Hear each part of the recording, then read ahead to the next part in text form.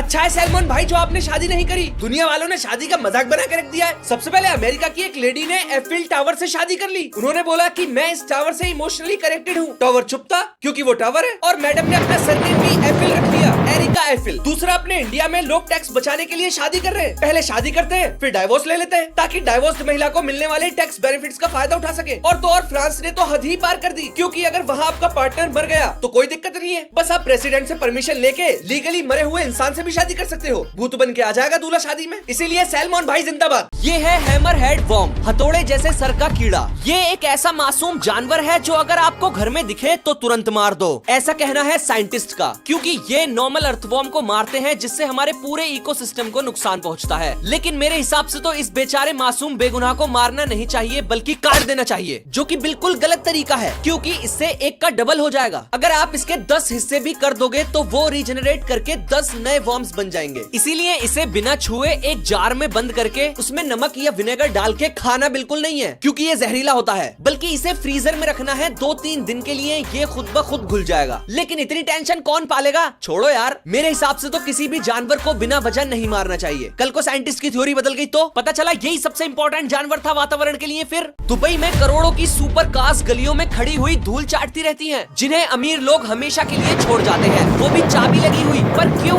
और सबसे इम्पोर्टेंट, क्या हम इन पर कब्जा कर सकते हैं? हाँ, लेकिन तरीका लास्ट में ही बताऊंगा। तो अक्सर होता यह है कि लोग बाहर से दुबई आकर मस्त लोन लेकर बिजनेस वगैरह करके ये लग्जरी कार्स खरीद लेते हैं। लेकिन जब फाइनेंशियल क्राइसिस की वजह से वो पैसे नहीं चुका पाते तो उन्हें पहली फुर्सत में दुबई से निकलना पड़ता है, क्योंकि अपने इंडिया में बैंक करप्ट होने पर जेल नहीं होती, लेकिन दुबई में बैंक करप्ट होना क्राइम है, तो जेल जाना पड़ता है। इसीलिए करोड़ों की लग्जरी कार्स छोड़कर भाग जाते हैं, जिन्हें आप बहुत सस्ते में खरीद सकते हो, क्योंकि दुबई पुलिस 6 महीने के बाद इन कार्स को नीलाम कर देती है।